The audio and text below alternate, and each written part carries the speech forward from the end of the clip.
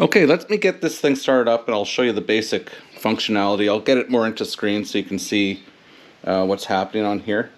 But let's go over it and hopefully you can hear me over the bike.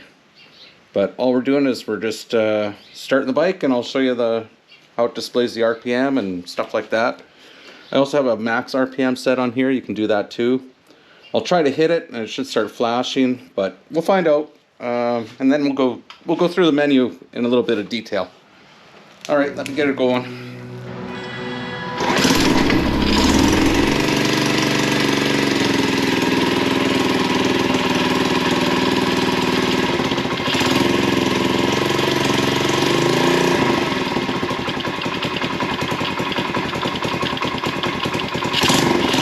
Okay, so this is capable of being used on single cylinder up to like 16 cylinder engines.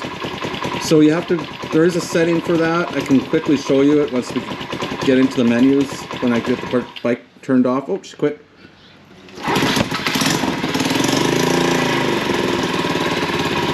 And the reason I know I have it set properly for the type of engine, this small bike, normally their idle RPM is around 1300 RPM. So, I mean, once it's warmed up, it's a little more stable, but it settles in around 1300 RPM. So anyways, you can see the RPM here. Oh, quit again.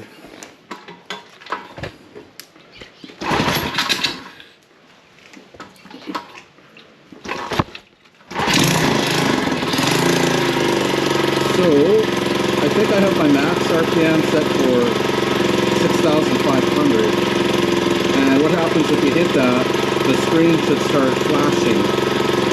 That's just one of the features. There we go. So it started flashing at 6,500. I'll do it again. I don't really like doing this, but so at about 6,500 it will start flashing.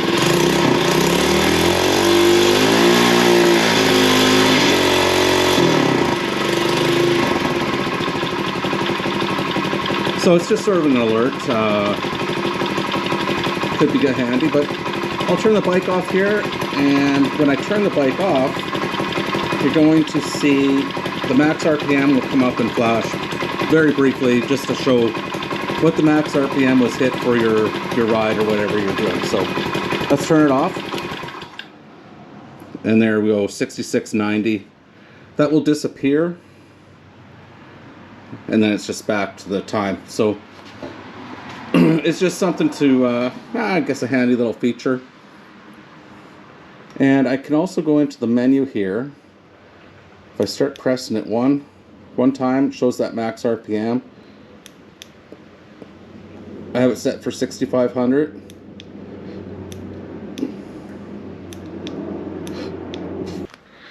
Okay, so I thought I would just run through all the display menus or the options here and sort of explain everything. So up here, just when it's just sitting on its own, that's the total time on the machine, so 12 hours and 55 minutes. This service thing can be set, and I have it set for 15 hours, and so it counts down. So it was at 15, now it's at 12.8. Been doing some driving, and of course this is the time. You press the menu button here. Then we get into the max RPM for the last ride, which was 6,690.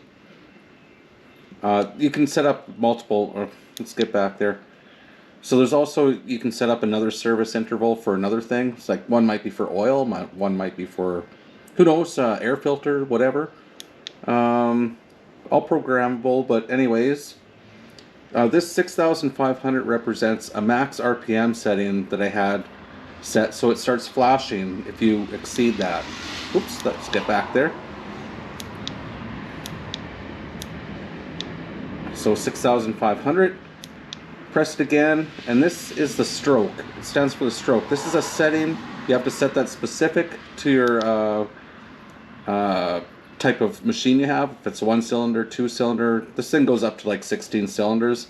So you have to find the right code and put that in there. Oh, not fast enough. This is 03 number. That's an RPM range. It's for accuracy. There's, I think, goes from 1 to 5.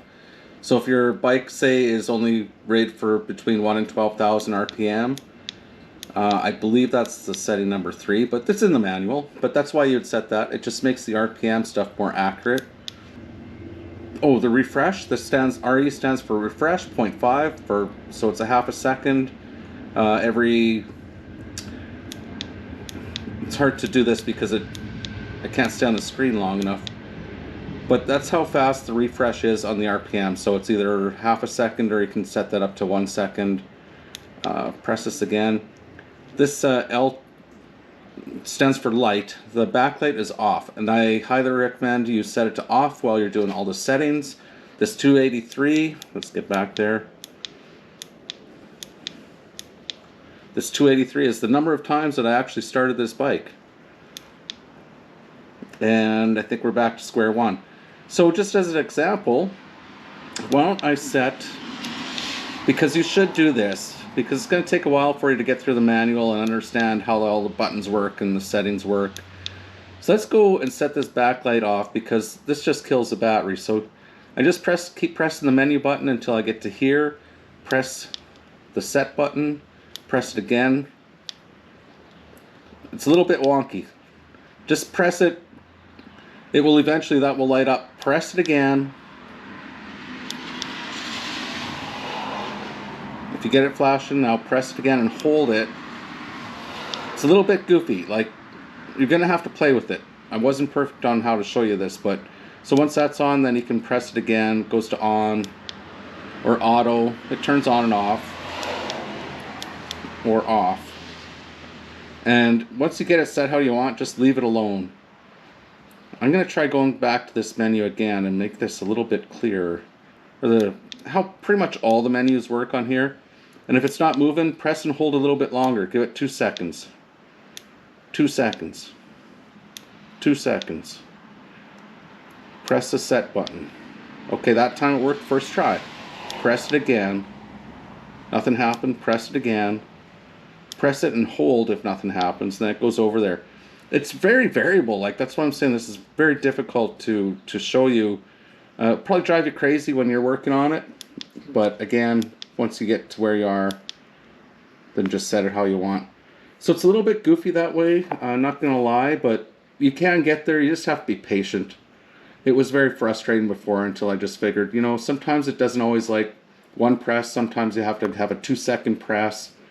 It's a little bit silly.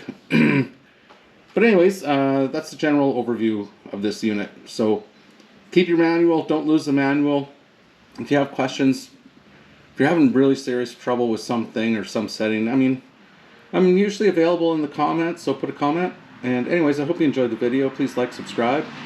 And yeah, thank you very much for watching. Good day, everyone. Today I'm going to install this run leader, digital tach, maintenance, and hour meter. So it's self-powered, so there's a battery in there, and it is replaceable. Comes in this little box here. These are the instructions. I already have them out. I already checked everything out here. This is the unit, so that's the size. And it comes with a couple of 3M Velcro things. And it also comes with, if you choose to use these, they're just little like straight screws. They don't have heads on them, so they're designed maybe to drill a hole through some plastic, some little nuts and washers, and you can actually mount it. There's a few little screw spots back here. And what else?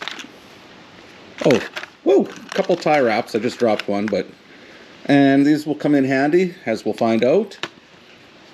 So basically that's all you get, and there's so many features on here. So I'll get it installed. I'll show you how to do that. So things that I recommend here, maybe a little bit of black tape.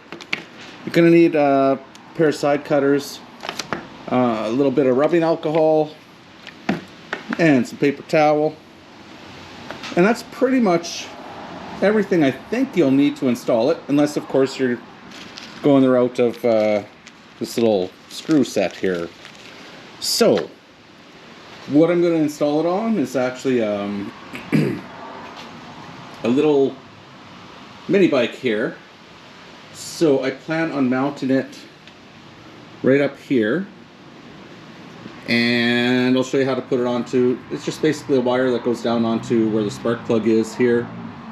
Okay, so let's get started. Alright, I just remembered before I get going on this, I guess I should open up the battery cover here, because if I don't do it now, I'll forget.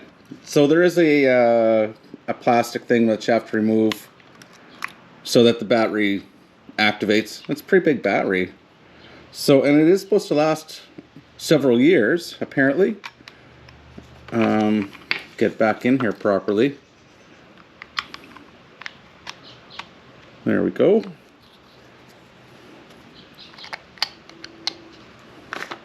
And it just sort of tightens on. A coin would work better than this knife, but there we go. Alright, so it fired up. That's what this display looks like. It has backlighting on it, so voila. But anyways, we won't worry about that now. Let's just get this thing going. So the first thing you need to do, let's clean the back of this with some rubbing alcohol. Make sure your hands aren't greasy and stuff. Just gonna put a little bit on a paper towel. Wet that down, let it dry. And then same thing over on the bike here, hang on. So location I'm going to mount it right on here. I mean, I'll still be able to get access to these if I need to at some point, the bolts for the steering, but I'm not really worried about it. It's only Velcro. So make sure it's nice and clean. We'll let it dry for a sec. And back to this unit here. So of course, just make sure you can see. So basically, it comes with this one. I mean, it's kind of obvious. This needs to go on here so you can get access to the back. So run the hole. You must get that glue down now. Unless of course you're using the mounting screws, you don't need this. I'm not sure, so I can leave these up. In this case, it's summertime. It's really hot out. I don't know. It's probably going to adhere quite well. If I can get it nice and centered. That looks pretty good.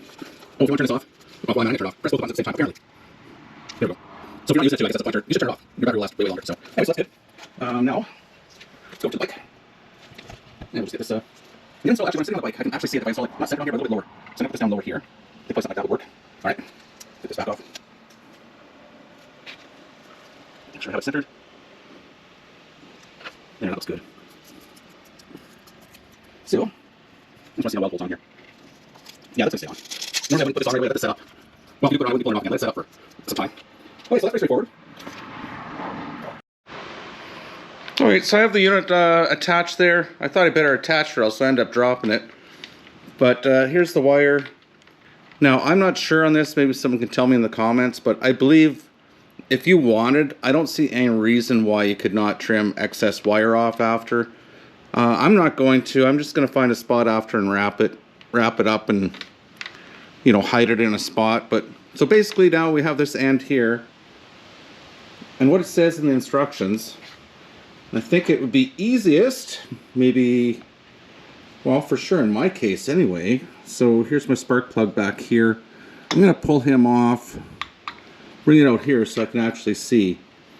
Because what you have to do is you have to wrap this around, they're saying five wraps.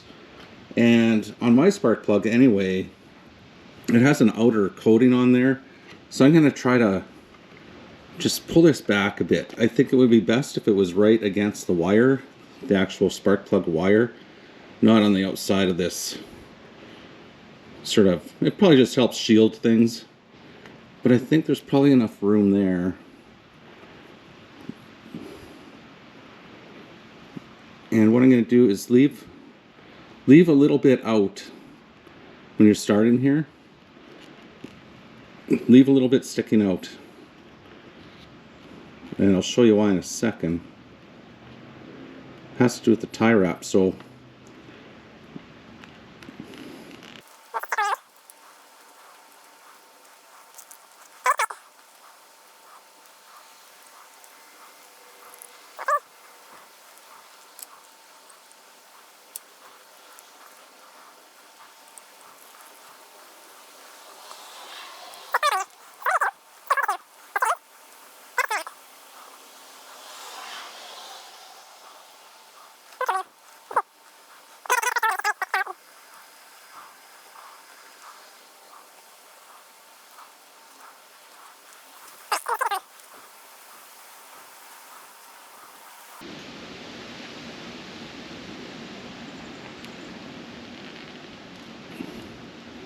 Actually, that seems pretty good. I'll try to get a little bit tighter. But I think we're good. I mean, if you mess it up, just go get another tie wrap. But I believe that's going to stay on there good. Now, you can use the second tie wrap and just come around here again, maybe right around the wires. But I think, just in case I have a problem, I'm just going to use the one tie wrap. And I'm going to use a little bit of my tape here.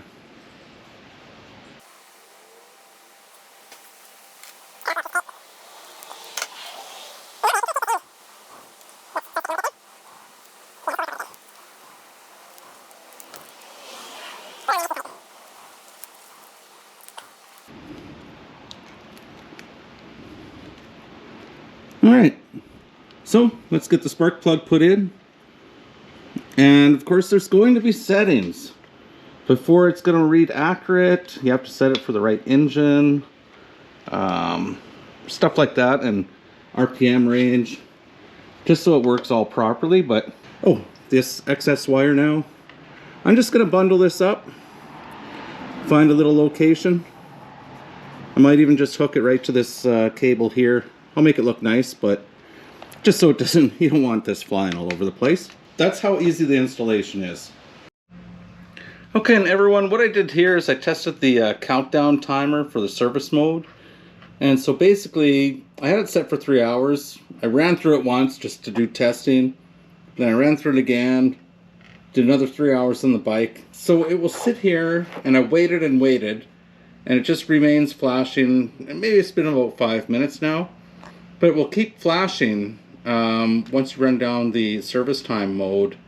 So I had it set at 3, so it ran all the way down to 0. It reset itself up at 3, but now it is flashing. If you press any of these buttons, that's going to stop flashing. You might inadvertently press them and maybe not pay attention. So that's something to be aware of. It was kind of interesting. I wasn't sure how the countdown worked on there, but it does work. So I'm going to press it because now I'm aware that, yeah, I'm at, did 3 hours and it reset to 3 again, but it's flashing now. It says, hey, I ran through it all. But if you press the button here, it's going to remove the flashing. That's just going to go into its normal state. So there we go. More tidbits of information. Thank you very much for checking out the video. I appreciate it. Please leave a thumbs up. That's all I ask. Have a great day.